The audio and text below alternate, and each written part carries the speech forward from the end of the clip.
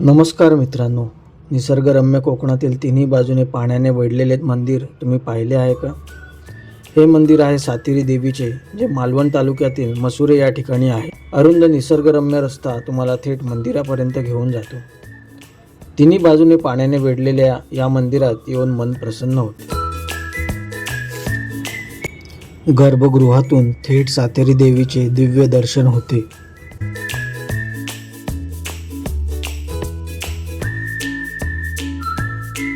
मंदिरात प्रशस्त सभामंडप व बैठकीची व्यवस्था आहे. परिसरातील सुंदर फुलांनी बहरलेल्या बागेत मन प्रसन्न होते. तुम्ही हे मंदिर पाहिलं आहे का? कमेंट करून नक्की सांगा.